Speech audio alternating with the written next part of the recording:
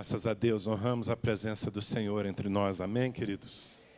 O Senhor está aqui e nós podemos desfrutar com liberdade da sua presença. Coisas extraordinárias estão acontecendo em meio a muita guerra espiritual, mas o reino de Deus tem se manifestado nesses dias.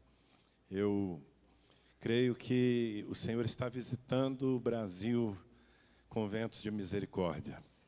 Há uma profecia sobre a nossa nação que nós precisamos sustentar. Conhecereis a verdade e a verdade vos libertará. Há tanta coisa acontecendo, você nem imagina. Essa semana eu tive a oportunidade de estar em Brasília. Faço parte de um grupo de líderes, de pastores, a maioria, cerca de 130 pessoas. Como eu disse, a maioria pastores de grandes igrejas, igrejas influentes na nação. Mas também fazem parte desse grupo juízes, educadores, homens de negócio, todos cristãos comprometidos com o Evangelho. E nós estamos juntos por um propósito: orar por um novo Brasil, orar pelo governo que vai assumir a direção da nação a partir do dia 1º de janeiro. E fomos a Brasília para fazer uma reunião de oração. Essa era a nossa intenção. Nos juntarmos ali na capital do país para interceder, clamar diante de Deus por favor, por graça, por sabedoria. E convidamos o presidente eleito Jair Bolsonaro para estar conosco nessa reunião de oração, mesmo sabendo que ele tem nesses dias uma agenda muito cheia. Mas ele fez questão de estar conosco ali naquela reunião, cujo propósito unicamente era olhar para o céu e dizer: Senhor, abençoa o Brasil. Abençoa aqueles que estão sendo escalados para esse novo tempo.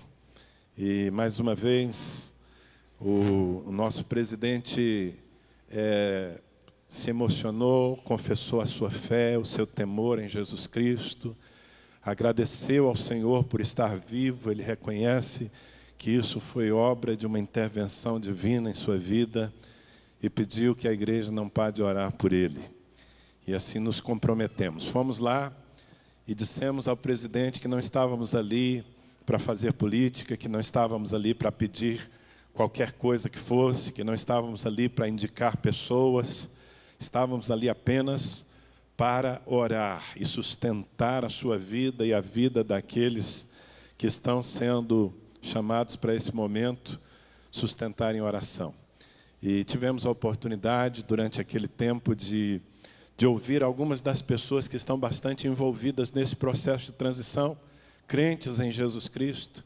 Tivemos um bom tempo ouvindo, por exemplo, o novo ministro da Educação falando aos pastores do que se pretende com a educação desse país. E que nos próximos anos haverá um grande movimento nas escolas do Brasil, a partir do ensino fundamental, trazendo de volta o coração das nossas crianças para os princípios cristãos que norteiam a nossa sociedade, limpando a mente dos nossos jovens desse marxismo cultural que roubou suas mentes. E, enfim, tanta coisa maravilhosa aconteceu ali, especialmente a percepção que todos nós tivemos, que nós estamos tendo diante de nós o esboço de um Brasil diferente. Isso não tem a ver com partidos políticos, não tem a ver com personalidades humanas, tem a ver com uma oportunidade que o Senhor está dando à nossa nação, pela qual nós oramos durante décadas. Nós oramos durante décadas pelo que está começando a acontecer agora. E eu quero pedir que você se una a nós. Nós nos comprometemos a reverberar aquilo que nós, líderes, estamos fazendo nas nossas igrejas e por toda a nação, levantando o Brasil em oração, para que nós, de fato, tenhamos nos próximos anos um retorno do Brasil ao eixo da verdade, da decência, e onde Deus seja bem-vindo. É isso que estamos vendo. Deus é bem-vindo na agenda desse novo governo. Há espaço, inclusive, para reuniões de oração. Graças ao Senhor por isso. Quantos de vocês se alegram com essa notícia? Eu estou dando a notícia, mas ao mesmo tempo eu estou responsabilizando você de orar. Orar todos os dias. Ore todos os dias pelas autoridades, ore todos os dias pelo presidente, por sua saúde, por proteção à sua vida, por sabedoria sobre ele e sobre todos aqueles que estão investidos de autoridade, para que o Senhor penda o coração desses homens. São homens, não são deuses. Não estamos colocando a nossa esperança neles, mas estamos reconhecendo que o Senhor nos deu uma oportunidade, nós não podemos perder essa chance de trazer de volta o Brasil para aquilo que agrada ao Senhor, que será bom para a nossa sociedade. O que eu peço é que você faça desse motivo um motivo de oração diária na sua vida. Você pode se comprometer com isso, orar todos os dias por isso, pelo novo governo. Quem sabe quando você se senta à mesa com a sua família para tomar uma refeição, ao dar graças ao Senhor pelo pão que está na sua mesa, ore pelo presidente da nação, ore pelo governo, ore pelos poderes constituídos. E a nossa oração, junto com o favor que Deus está soprando, vai nos fazer viver tempos gloriosos de favor de Deus. Amém, queridos? Não sei se vocês percebem, mas o Senhor está fazendo coisas que nós nem esperávamos. Um principado maldito está caindo lá no centro-oeste do Brasil. Esse médium que enganou milhões de pessoas ao longo dos anos, que foi usado por Satanás para enganar as pessoas. E agora foi pilhado, protagonizando um dos maiores escândalos sexuais da história. Por trás dos homens estão principados caindo por terra. O engano, 20 mil pessoas visitam a cidade de Trindade todos os dias, todos os meses. De Abadiânia, todos os meses. 20 mil pessoas para se curvar diante de espíritos de engano. Mas nós profetizamos que agora aquela cidade será invadida pelo Evangelho, pela luz do Senhor. E as pessoas que estão decepcionadas, as pessoas que estão agora sem referência, encontrarão em Jesus Cristo a resposta e a segurança que precisam. Amém, queridos? Bem, eu não podia deixar de falar essas coisas, porque eu preciso ajudar você a se conectar com aquilo que Deus está fazendo. Eu quero ministrar a palavra, mas antes eu quero perguntar, você já tem esse livro? Você já leu esse livro? Quem sou eu? O último livro que eu escrevi. Quem sou eu? Uma questão a ser resolvida na presença do grande eu sou. Eu gostaria de recomendá-lo. Há muita gente, inclusive entre nós, que está perdida por falta de identidade. Não se descobriu ainda, não entendeu ainda qual é o seu nome na presença do Senhor, qual é o seu propósito.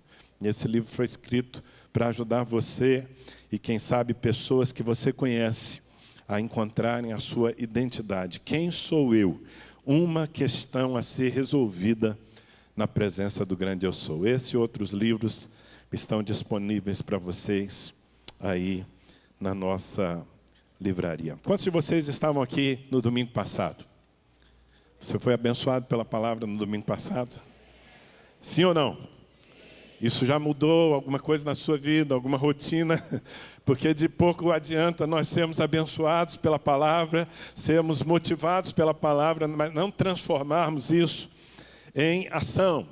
E para você que estava aqui na semana passada, eu preciso dizer que eu preciso voltar um pouco atrás, falar um pouco das coisas que eu falei, porque eu me propus a dar continuidade àquele tema. E você que não estava aqui no último domingo, eu espero que você tenha um bom motivo para ter faltado, perdido essa bênção.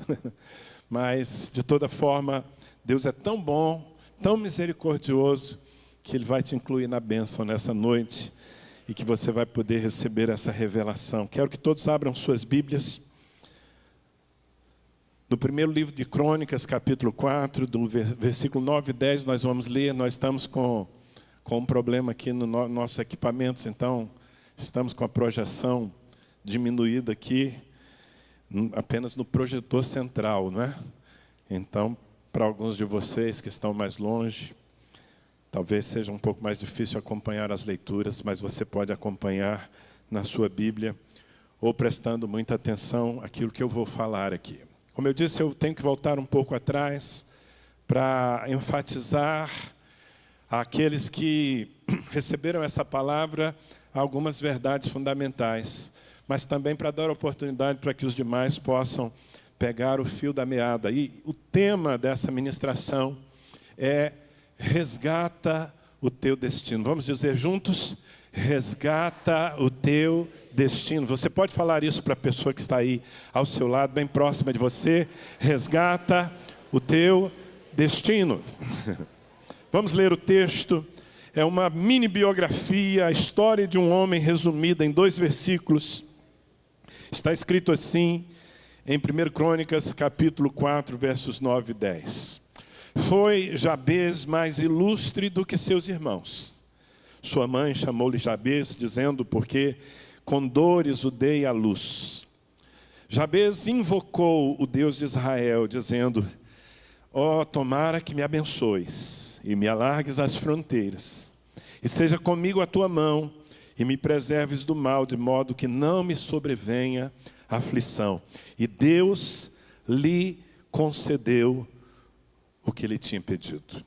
Esse é o texto sobre o qual nós estamos refletindo desde a semana passada, tomando aqui a história de um homem que tinha tudo para ser um zero à esquerda. O nome dele, a história dele está escondida no meio de genealogias intermináveis. É um capítulo daqueles difíceis de ler, porque fulano que gerou 3 filhos, cujos nomes foram Beltrano, Ciclano e morreu, mas o seu filho gerou fulano. E assim vamos lendo todo esse capítulo, que parece que não tem nada de interessante a apresentar, até que a história bíblica chega a Jabez. E Jabez é descrito aqui como um ilustre do seu tempo. Ele se destacou entre os seus irmãos. Ele foi um homem de sucesso. Ele se transformou numa referência para todos aqueles que viviam ao seu redor.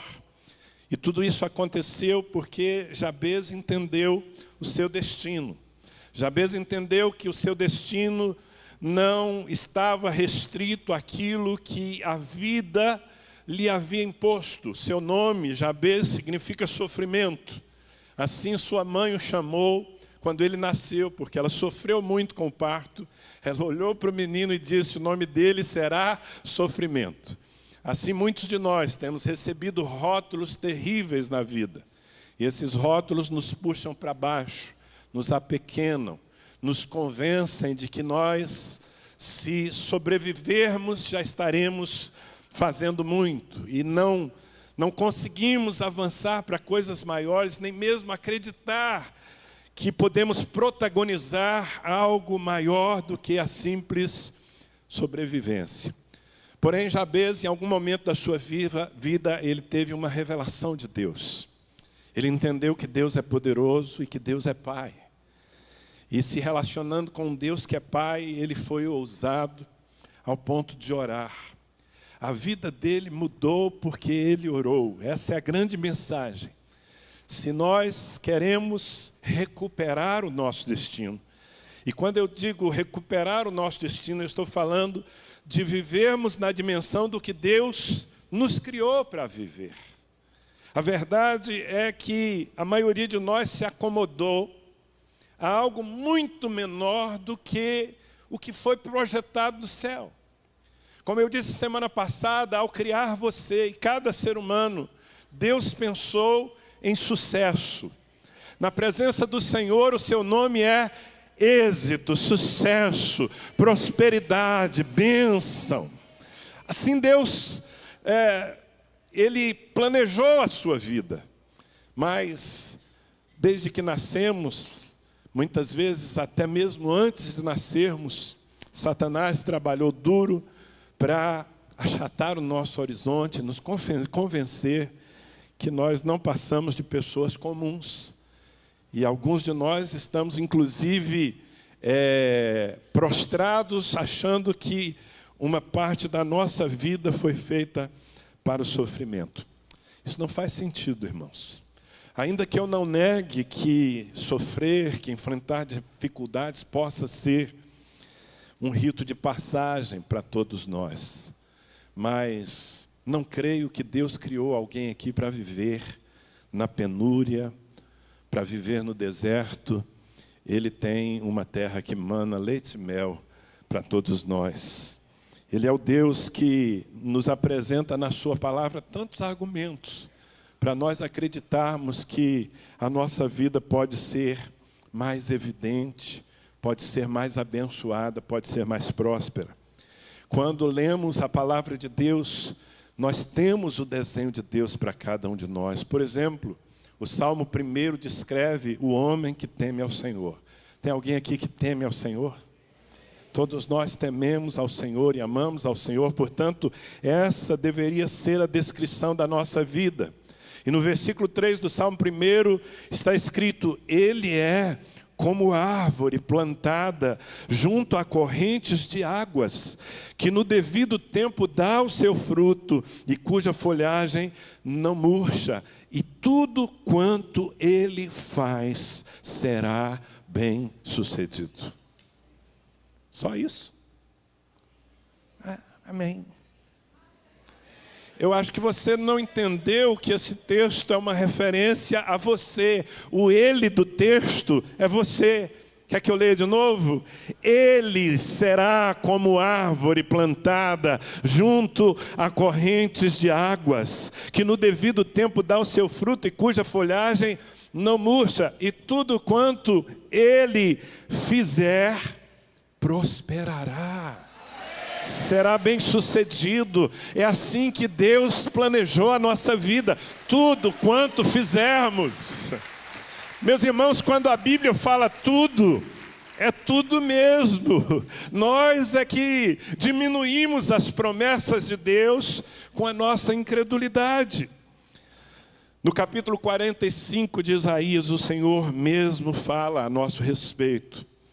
E ali no versículo 2 e 3 ele diz, preste atenção: eu irei adiante de ti, endireitarei os caminhos tortuosos, quebrarei as portas de bronze e despedaçarei as trancas de ferro.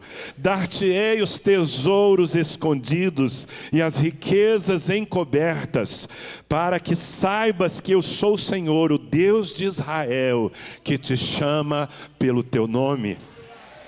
Percebe que Deus está dizendo: eu vou adiante de você, eu vou endireitar os seus caminhos, eu vou abrir as portas que estão fechadas, aferrolhadas diante de você, eu vou levar você a tesouros e riquezas encobertas, porque eu quero que você saiba que eu sou o Senhor e que eu te chamo pelo nome.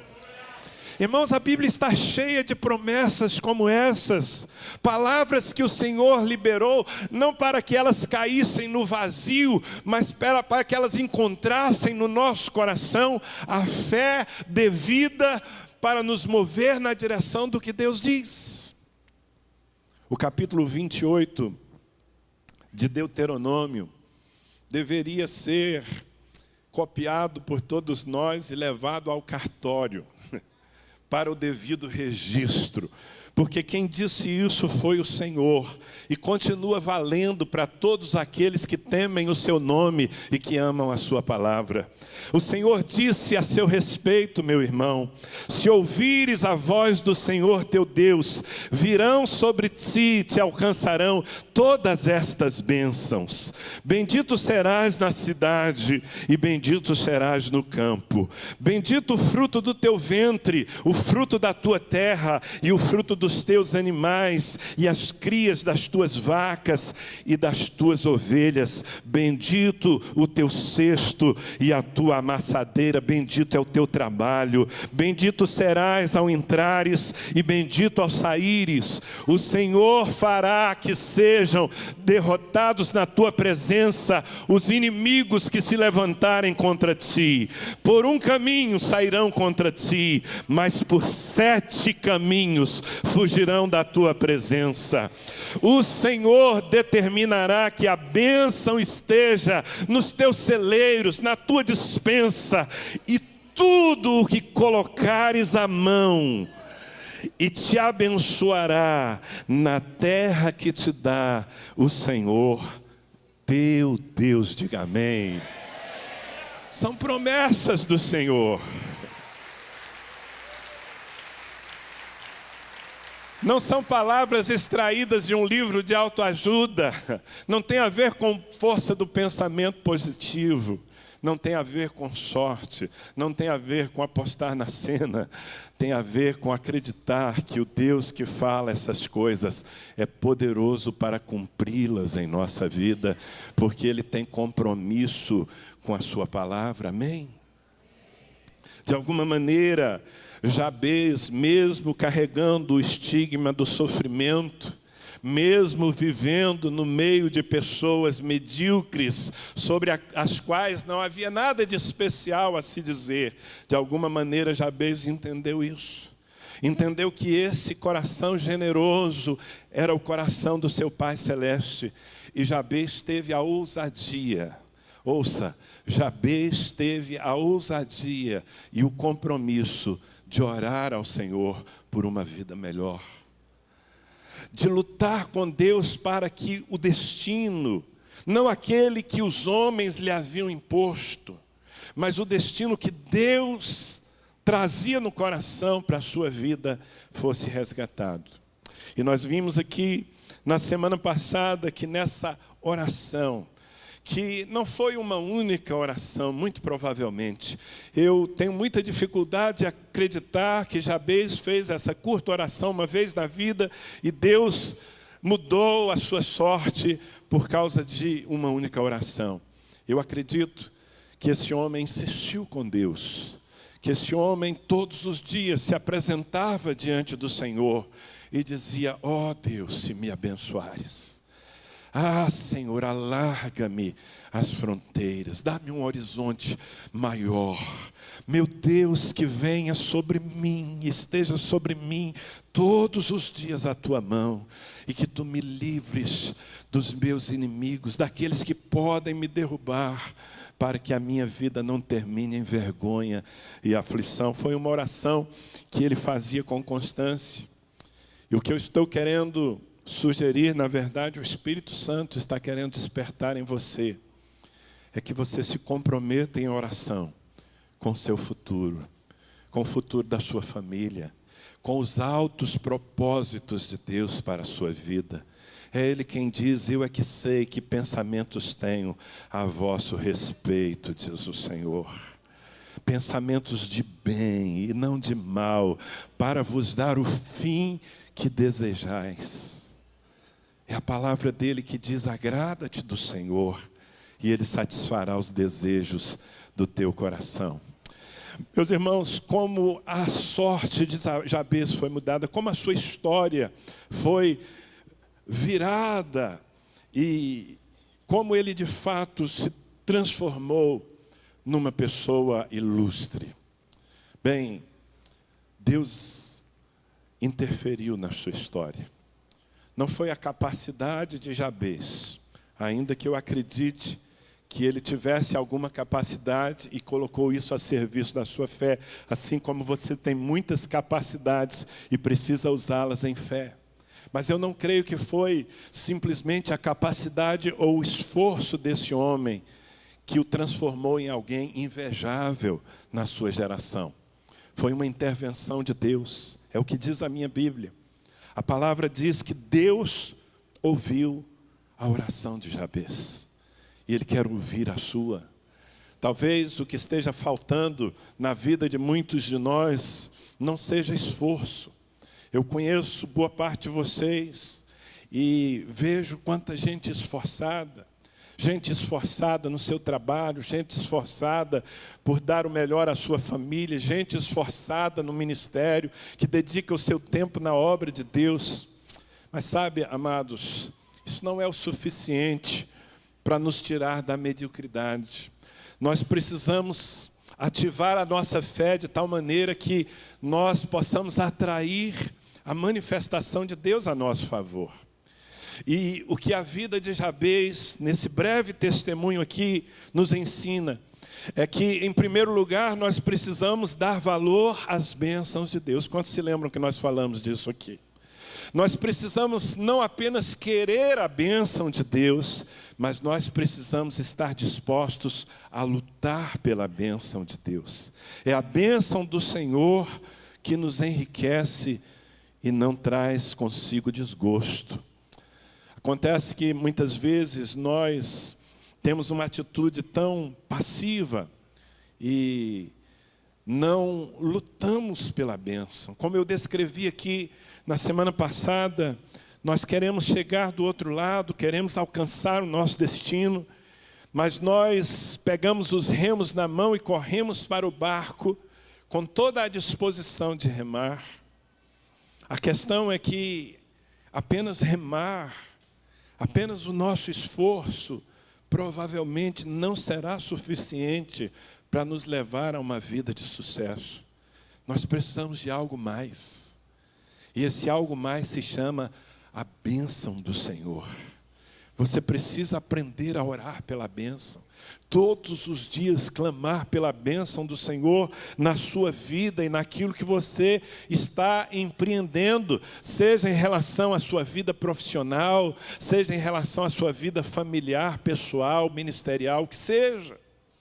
Lutar pela bênção, convencer Deus de que você crê nele e que você quer convencê-lo a soprar um vento a seu favor. Você deve se lembrar que eu disse que abençoar significa bendizer, significa dizer algo bom a nosso respeito.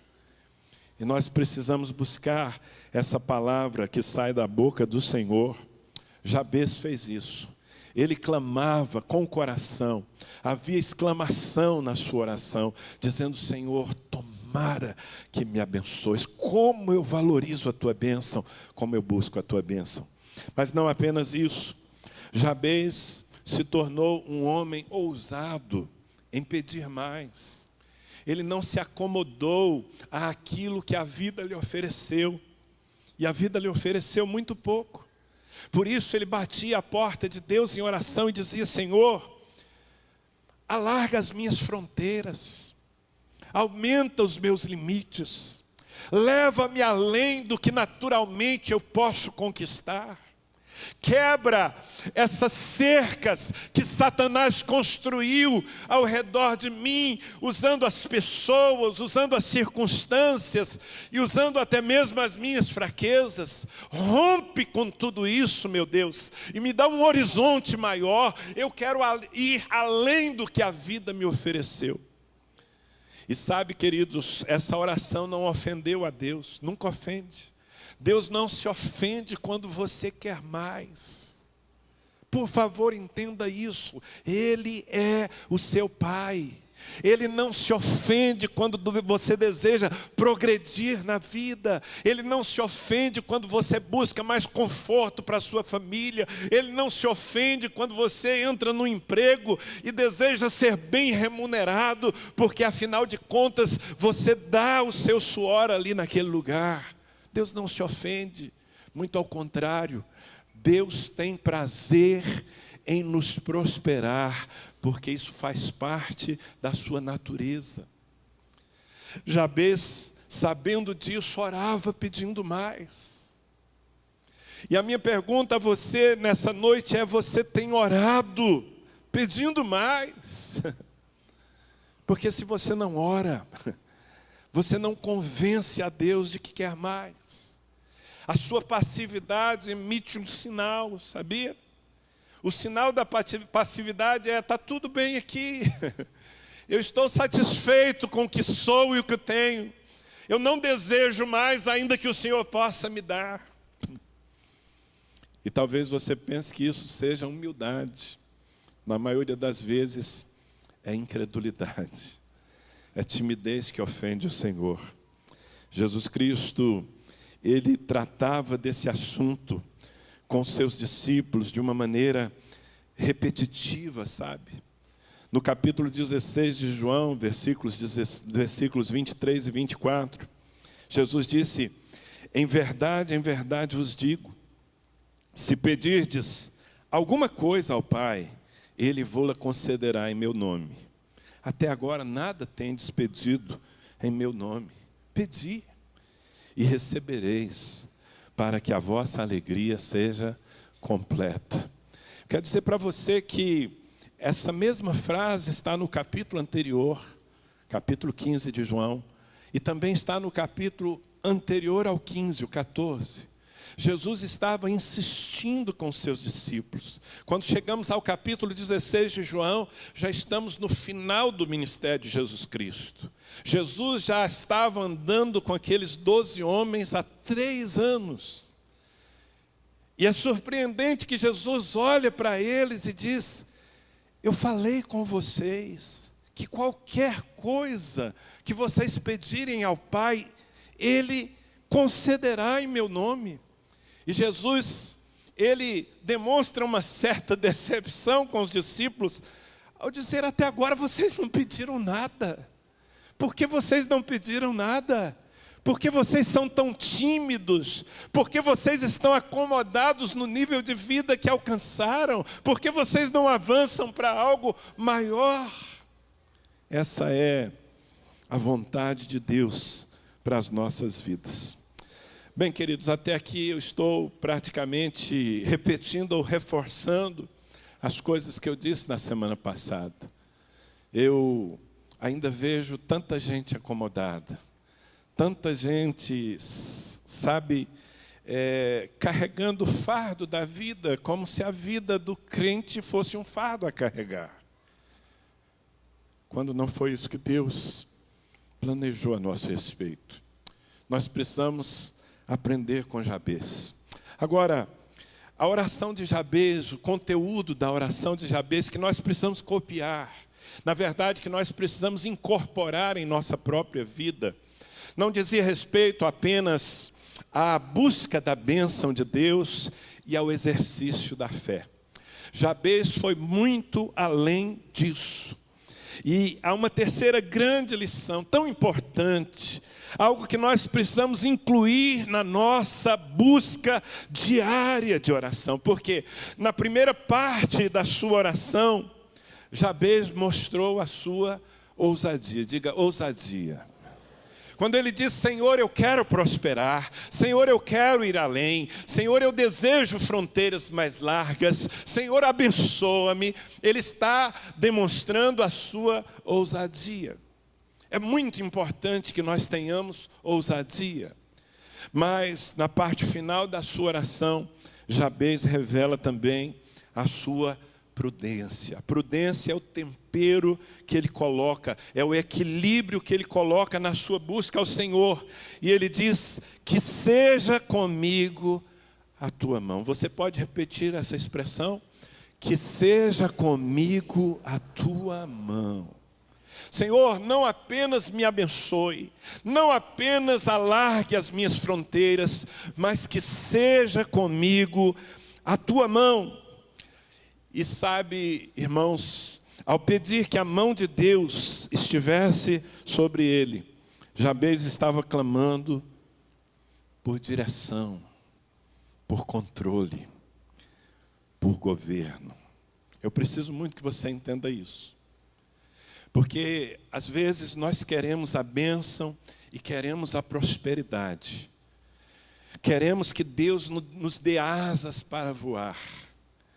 Mas corremos o risco de voar para longe da sua presença, de voar para fora do alcance da sua mão. E esse voo é um voo suicida. Eu, às vezes, penso que as pessoas que estão tendo sucesso na vida, mas que não estão sendo governadas por Deus, na verdade elas estão subindo, e quanto mais sobem, mais preparam a tragédia da sua queda. Nós precisamos da mão de Deus conosco. E como eu disse, a mão de Deus representa o governo de Deus. A mão de Deus é aquela que nos aponta o caminho. Aliás, há uma expressão no Salmo 123 que sempre me impressiona. Salmo 123, versículos 1 e 2.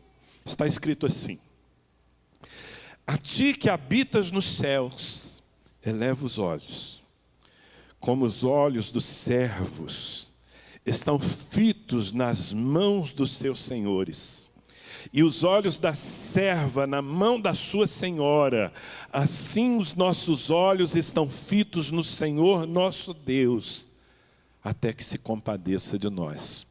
A imagem é a seguinte: o que o salmista está usando aqui é a figura de escravos. Escravos que olham para os seus donos, que estão atentos às mãos dos seus donos, não apenas porque das mãos dos seus donos vem o sustento deles, mas porque da mão dos seus donos vem a direção. Um gesto de um senhor é o suficiente para que um escravo obedeça. E ele está dizendo: Senhor, nós nos colocamos nessa condição, nós estamos atentos às tuas mãos, nós queremos obedecer aquilo que o Senhor apontar para a nossa vida. E sabe, queridos, por que isso é tão importante? Porque se nós prosperarmos, se nós nos tornarmos pessoas de sucesso, e isso nos levar para uma vida de independência de Deus, nós estaremos desenhando a nossa própria queda.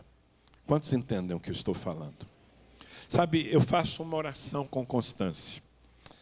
Com repetição, eu oro assim ao Senhor há muitos anos, desde o começo do seu ministério. Eu digo: Senhor, eu quero prosperar, eu quero conquistar todos os limites da terra que o Senhor me deu por herança. Eu quero dar à minha família o máximo que eu puder dar, debaixo da tua bênção. Mas eu quero fazer um pacto contigo. E eu repito essa oração muitas vezes.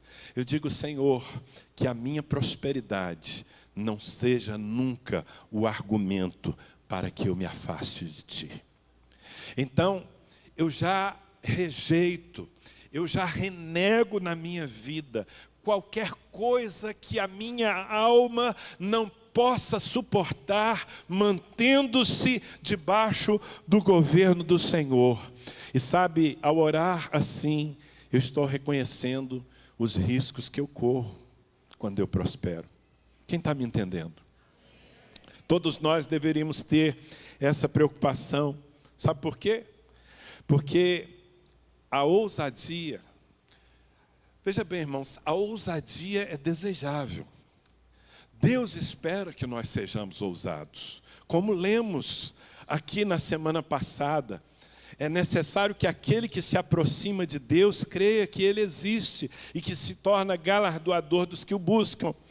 Esse texto começa dizendo: sem fé é impossível agradar a Deus. Portanto, ter fé, e uma fé ousada, é fundamental. Mas a ousadia se torna arrogância quando nós não queremos a mão de Deus, quando nós não queremos nos submeter, quando queremos ser donos do nosso próprio destino. O que eu quero dizer é que um coração correto atrai o favor do Senhor, mas esse mesmo coração renuncia ir para longe da presença de Deus. Como aconteceu, você deve se lembrar com Moisés. Um dia, no momento de crise e de prova, Deus chegou para Moisés e disse: Moisés, esse povo que você tem liderado é um povo tão rebelde. Vamos fazer um acordo, eu vou destruir esse povo. E eu vou lhe abençoar, Moisés. E você pode seguir adiante. E eu garanto que você vai conquistar a terra. Eu não irei com você. Os meus anjos irão, a bênção lhe acompanhará. E você que conhece a palavra deve se lembrar da resposta de Moisés: Senhor, se a tua presença não for conosco, não nos faça subir desse lugar. Meu Deus, eu não quero só prosperidade, eu não quero a terra prometida, eu não quero apenas o sucesso, eu quero o teu governo sobre a minha vida, eu quero a tua presença comigo onde eu estiver. Quantos entendem isso? Então, se vamos colocar o nosso coração na oração, nós precisamos clamar para que a mão de Deus nos conduza. Escrevendo o Salmo 139, um homem de Deus disse, versículos 9 e 10, se tomo as asas da alvorada e me detenho nos confins dos mares, ainda lá me haverá de guiar a tua mão e a tua destra, a tua mão direita me susterá. Seja essa a nossa oração, amém, queridos? Meu Deus, onde eu estiver, a que altura eu alcançar, eu quero que a tua mão esteja me guiando. Eu quero me submeter à tua vontade e aos teus desígnios. Eu acho que Pedro estava pensando nisso quando ele escreveu em sua primeira carta, capítulo 5, versículo 6, as seguintes palavras. Ouça. Humilhai-vos, portanto, debaixo da poderosa mão de Deus, para que Ele, em tempo oportuno, vos exalte. Preste atenção. Humilhe-se debaixo da poderosa mão de Deus. Humilhe-se aí. Não abra mão da mão de Deus sobre a sua vida. Não abra mão do governo do Senhor. Humilhe-se diante do governo. Quanto mais você conquistar, mais faça questão de que a mão do Senhor esteja guiando os seus passos. Porque isso será a garantia de que a sua vida terminará certamente em triunfo e exaltação. Amém, queridos?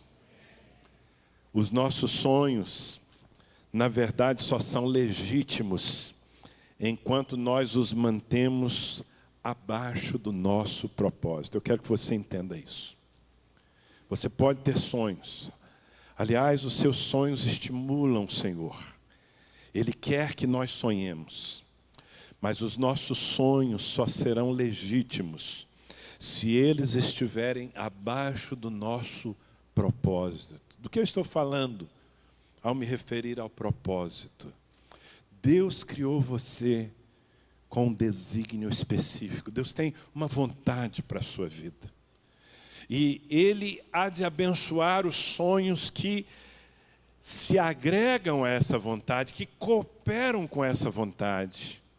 Nenhum sonho seu que concorre, que se opõe ao propósito de Deus para a sua vida, prosperará. Deixa eu lhe dar um exemplo. O Senhor me chamou, a mim particularmente, para um ministério pastoral. Ele me convocou para dedicar a minha vida e o meu tempo à igreja. Esse é o propósito da minha vida. Então, qualquer coisa que acrescente a minha vida, mas que me roube do propósito, qualquer conquista que me tire do plano de Deus, não será uma conquista. Na verdade, será um desvio. Então, quando nós pedimos que a mão de Deus esteja sobre nós, nós estamos, na verdade, dizendo, Senhor, eu não quero me descolar de Ti.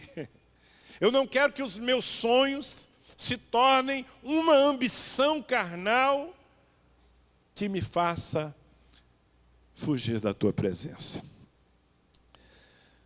O que eu quero dizer é que um homem próspero, e a gente está usando essa palavra aqui de uma maneira repetida. O homem próspero é aquele cujos limites só Deus estabelece. Você entendeu o que eu disse? Sabe, pastor, mas eu não estou entendendo. Primeiro você falou que nós devemos orar para que o Senhor nos alargue as fronteiras. E agora você está nos dizendo que Deus põe limites na nossa vida. É exatamente isso. O que eu quero estimular no seu coração é que você não aceite os limites da vida, que você não aceite os limites que os demônios estabeleceram, que você não aceite os limites que os homens lhe impuseram, que você não aceite os limites que os seus próprios fracassos quiseram levantar, mas que você se submeta aos limites que Deus estabeleceu para a sua vida. E não fique triste com isso, Porque, na verdade, Deus estabeleceu fronteiras muito largas para você. E a vontade do Senhor para a vida de todos nós é uma vontade boa, perfeita e agradável. Amém? Deus não vai comprimir você. Deus não vai dizer: ei, eu te chamei para ser insignificante. Não é esse tipo de limite que Deus colocará na sua vida. Mas colocará. Na minha vida Ele colocou limites. Por exemplo, Deus me disse: Danilo, não envolva o seu tempo com nenhuma outra coisa que não seja a minha igreja. Eu não lhe dou essa liberdade. Eu prosperarei você enquanto você estiver cumprindo o meu propósito. E assim Ele tem feito. E Deus tem inventado caminhos para me abençoar.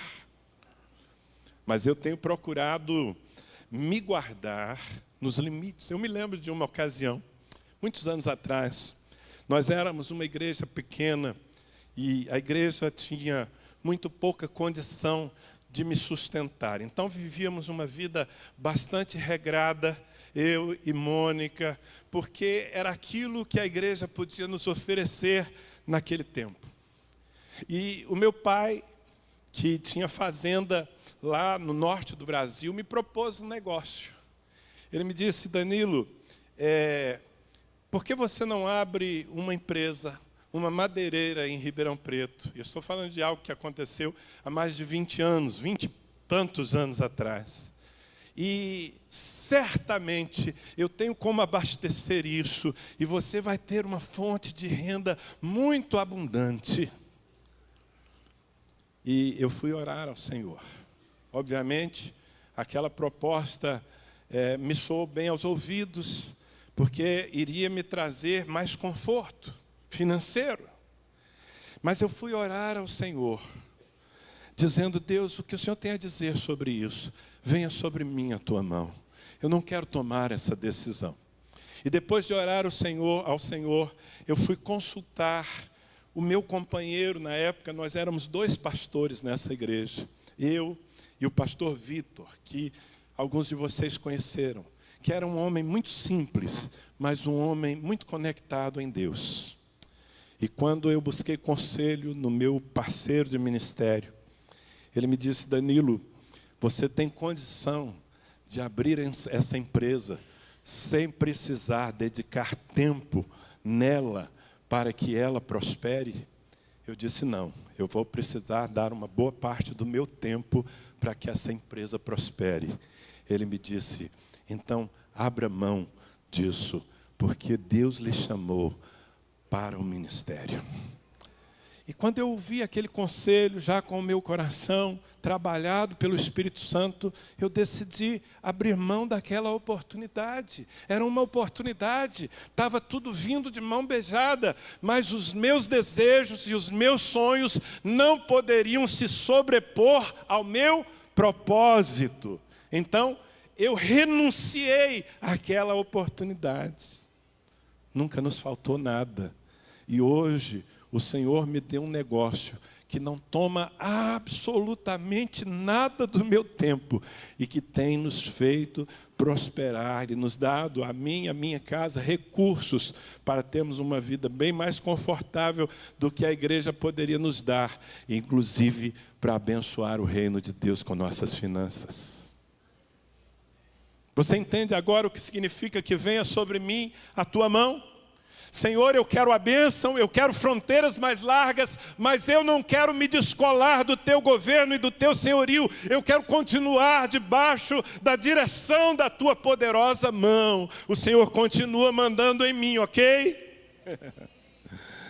Faça sempre essa oração, querido. Porque é aí, no centro da vontade de Deus, que você será feliz. Mas há uma última verdade que nós precisamos extrair da oração de Jabez. Nós precisamos aprender com ele a considerar quem pode nos derrubar. Diga para a pessoa que está ao seu lado, considere quem pode lhe derrubar. Porque às vezes nós nos empolgamos muito em prosperar e nós nos esquecemos de que a nossa vida está todo o tempo correndo riscos. Por isso Jabez orava e dizia: Senhor, que me preserves do mal. O mal está à minha volta e muitas vezes o mal está dentro de mim. Preserva-me do mal, livra-me do mal. Alguém aqui se lembra de alguma outra oração ensinada por um outro personagem bíblico, nos incitando a orar, dizendo: livra-nos do mal? Alguém se lembra de uma oração assim? Quem foi que ensinou essa oração? Jesus Cristo. Jesus, ao nos ensinar a orar, Ele disse: quando vocês forem orar, orem assim: Pai nosso que estás no céu, santificado seja o teu nome. Venha o teu reino, seja feita a tua vontade, assim na terra como no céu. Veja bem, seja feita a tua vontade, assim na terra como no céu. Venha sobre mim a tua mão, a tua vontade, o teu governo. Mas num determinado momento, depois de nos ensinar a pedir o pão nosso de cada dia, Jesus nos mandou clamar a Deus por algo. E não nos deixes cair em tentação, mas livra-nos do mal. Sabe, é uma loucura nós tentarmos prosperar nessa vida sem admitirmos que o mal está nos rondando todo o tempo e que só Deus, ouça, só Deus pode nos guardar completamente do mal. Irmãos, quando eu estou falando do mal, eu estou falando, em primeiro lugar, dos perigos naturais que estão à nossa volta. Enfermidades, acidentes, espíritos de morte, pessoas ruins, tanta gente que não dá valor à vida alheia, nem à sua própria vida. Você sai às ruas e você está correndo riscos. De certa forma, é uma insanidade nós não dobrarmos os nossos joelhos constantemente, dizendo: Senhor, protege-nos, guarda a minha vida, guarda a minha família. Aliás, as palavras do Salmo 91, eu acho que você as conhece. O Salmo 91 é aquele que as pessoas costumam, não é, deixar lá na sala da casa, naquela Bíblia antiga, bem grandona, aberta lá no Salmo 91. E não há nada de mal em fazer isso, desde que você conheça o que está escrito no Salmo 91 e não use a sua Bíblia como se fosse um amuleto. Porque uma Bíblia aberta, ela não tem poder algum, mas a palavra de Deus implantada em nossas vidas tem poder contra todo mal, amém?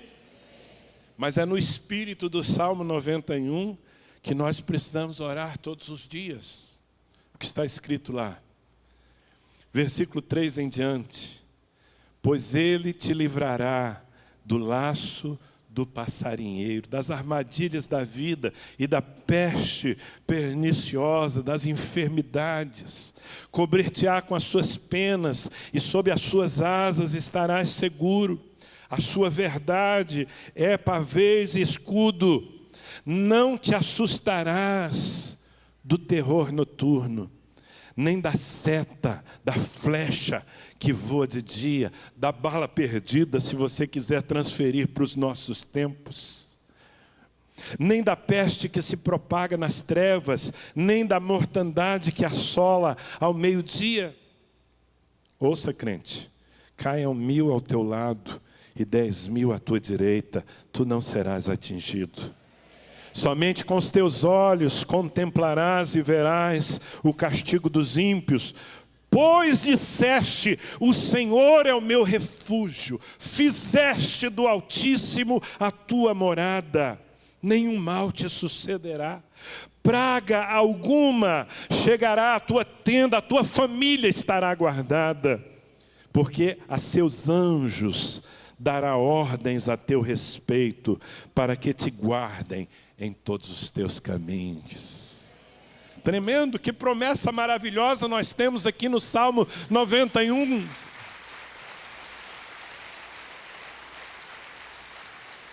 Mas eu quero chamar a sua atenção para o fato de que isso não é uma promessa feita da parte de Deus compulsoriamente, automática. Na verdade, você desfruta dessa proteção espiritual que envolve, inclusive, a escolta dos anjos. Mas você desfruta disso quando você busca. Eu li e procurei enfatizar aqui o versículo 9. Pois disseste, o Senhor é o meu refúgio. Fizeste do Altíssimo a tua morada. Ou seja, você buscou essa proteção em Deus. Agora, será que todos nós oramos todos os dias, pedindo que o Senhor nos livre dos perigos, das enfermidades, dos acidentes? Oramos pelas nossas famílias, pelos nossos discípulos, pelos nossos pastores? Aqueles que querem prosperar precisam se lembrar sempre de que não estão num mundo flat, tranquilo, e que a todo tempo correm o risco e só o Senhor pode livrá-los. E como eu disse, o Senhor, Ele põe o seu arsenal, Ele põe os seus exércitos à nossa disposição. No Salmo 34, versículos 6 e 7, está escrito: clamou este aflito e o Senhor o ouviu. Percebe que tudo começa com oração. Clamou este aflito e o Senhor o ouviu e o livrou de todas as suas tribulações. Versículo 7, o anjo do Senhor acampa-se ao redor dos que o temem e os livra. Você não precisa conversar com anjos, não precisa fazer orações aos anjos, mas você precisa orar ao Senhor e dizer: Senhor, põe os teus anjos em escolta pela minha vida e pela minha família. Essa semana eu peguei o meu carro e fui a Brasília, uma viagem de mais de 700 quilômetros. Você não acha que eu sairia para um tempo como esse, com tantos riscos que se correm numa estrada, sem antes orar ao Senhor e dizer: Senhor, abre o meu caminho. Senhor, manda os teus anjos adiante de mim. Quantos de vocês têm o hábito de orar por proteção diante de Deus? Uma boa parte da igreja sim, mas outros estão alheios a tudo isso. Jabez não estava. Jabez pedia: Senhor, livra-me do mal. Amém? Para que eu não termine em aflição. Agora, queridos, eu quero terminar, mas quero chamar a sua atenção para o fato de que o maior risco que corremos não é em relação aos perigos naturais, é em relação à guerra espiritual. Porque a Bíblia diz que nós temos que lutar contra principados, potestades, hostes espirituais da maldade, demônios que trabalham todo o tempo para nos atingir. E, portanto, precisamos orar a Deus. O apóstolo Pedro, escrevendo a sua primeira carta, capítulo 5, versículo 8, ele disse: sede sóbrios e vigilantes. O diabo, vosso adversário, anda em derredor, como o leão que ruge, procurando alguém para devorar. Você não pode ser um vacilão. Você não pode andar por aí como se não houvessem inimigos. No plano espiritual. Por isso, todos os dias você precisa dizer: Deus, dá-me vitória contra os meus inimigos. E eles não são carne e sangue, são espíritos que militam contra você e contra o propósito de Deus. Agora, queridos, sabe qual é o maior risco que nós corremos? Sabe qual é a manifestação do mal que mais pode nos destruir?